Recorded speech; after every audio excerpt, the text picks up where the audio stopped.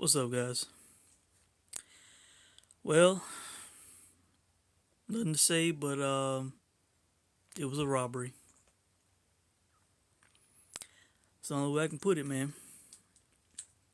I scored this fight 119 to 111. The only round I gave Shawn Porter was the sixth round. I had the ninth and the 10th rounds even. I gave both men credit for what they did in those rounds. I thought those rounds were close. But even if you give Shawn Porter those two rounds, that would come out to 117, 111 for Ugas, which is what one of the official judges scored for Ugas. The only judge who gave it to Ugas, the only one who clearly knew boxing out of those three judges. But we had a 116, 112 for Porter and a 115, 113. How?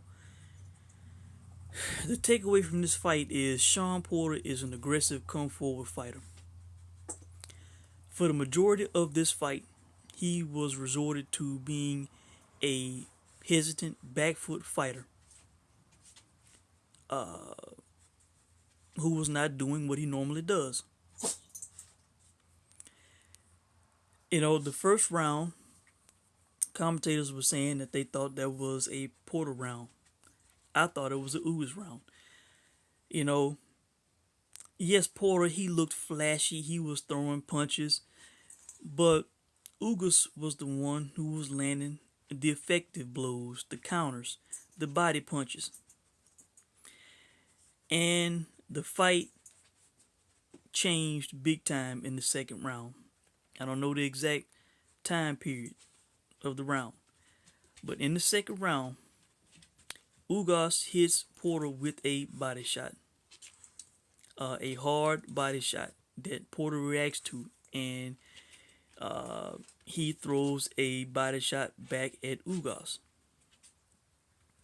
From that point on, up until I think maybe like the sixth round, when Shawn Porter got back in the fight and won on the round, I had him winning. From that point up through the fifth round, he did not come forward. He did not come in. He was not aggressive because he tasted the power to the body, and he didn't like it. Ugas was in control. The body punching was effective. I'm sitting and I'm watching the fight and I'm thinking, damn, this is the best performance I've seen so far this year. Now Ugas did slow down, as the fight went on. I would say definitely, 9th, 10th rounds when Porter got back into it and evened it up. I had two even rounds, I should say. But Ugas made a big mistake in this fight. He made a big mistake in this fight, and Lennox Lewis pointed it out right before the telecast went off the air. There were times in this fight where he should have been more aggressive. When Shawn Porter was on the back foot instead of coming forward, instead of Ugas standing in the middle waiting and daring Shawn Porter to come forward so he could counter, he should have been aggressive. He should have moved forward on Shawn Porter and thrown power shots, thrown the 1-2 crowd and pinned him up against the ropes. Be more offensive. It would have looked better. Because clearly some of these judges, they just go off seeing, some activity. It can be ineffective activity and they'll give a guy a round.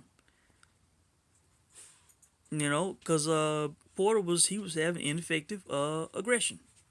Just coming forward, winging shots, missing at times, and they would give the guy the round. That was the big mistake Ugas made in this fight.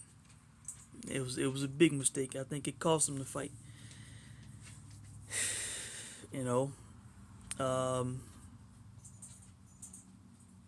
But I clearly think that this guy should have won this fight, man. He should be the champ. He should be the champ. The crowd groaned at the decision. I think they were in disagreement. Yeah, I'm thinking to myself, I'm like, man, this the venue that was formerly the StubHub is like it's like a jinx to Shawn Porter. Like he cannot perform in this venue. He clearly looked beat up.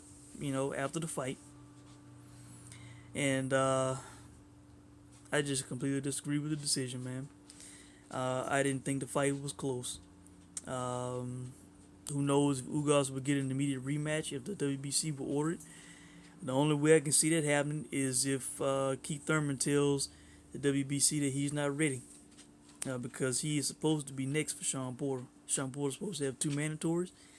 Keith Thurman should be next. If he doesn't step up, then maybe they will order the rematch. Especially if there's an outrage, or they feel like the wrong decision was rendered. So, I think that's it, guys. And full disclosure, I did play Ugas. And what I want to say, I was about to forget, was the size of Ugas in this fight, man. He looked like a middleweight fighting a welterweight, man. He looked big in there, man. And he was the dominant force in the fight, especially the first half of the fight. From the middle of the ring, he was controlling the ring. He had Shawn Porter on the outside, hesitant to come in. Hyper aggressive Shawn Porter, hesitant to come in. That says it all. He's definitely more effective coming forward than being a back foot fighter. Clearly, I mean, everybody knows that. But Ugas made a big mistake, man. He should have. I don't know if he just had the game plan, the amateur mindset inside of him, wanting to counter. But he should have been aggressive when he had the chance to be, when Shawn Porter was retreating. And that was a big mistake that Ugas made, man. Like I said, I had it 119-111. The official judge we had it for Ugas had it 117-111. If you take the 2 points off the 2 even rounds that I had in the fight and give those rounds to Porter, that'd be 117-111 for Ugas. So that's it, guys. Let me know what you think. Ugas got screwed. I got screwed. Some gamblers got screwed. People going in on Ugas, man, because Shawn Porter missed weight. We figured that it would, affect the guy's performance. Shout out to Black Horseman. He did a video saying that Porter already lost the title, and I was feeling the same way. It was looking bad for Shawn Porter, and when he was eating the body shots, that certainly was not helping. It got to a point where I thought Shawn Porter was going to get stopped in this fight, man. The way he was getting, hit to the body, getting hit to the head. I thought the guy could possibly get stopped if he kept eating those kind of shots. And I think the 2 times that Porter went down in this fight, I think they probably should have been legit knockdowns, man. I think he went down twice in this fight, and Jack Reese called them slips. I think they both should have been knockdowns. So, I think Ugas got screwed big time, man. There's no other way of putting it, man. I don't know how Porter got a decision. He should no longer be champ. This should have been a star-making performance. In some ways, I'm pretty sure it is. He just don't have a title. Yordenis Ugas. So, that's it, guys. It's one of the bad moments for boxing, in my opinion. The times, the moments that we, hate and don't like the sport for the bullshit decisions that come out. So, you guys can let me know what you think, and I will check in with you guys soon. Thanks for watching.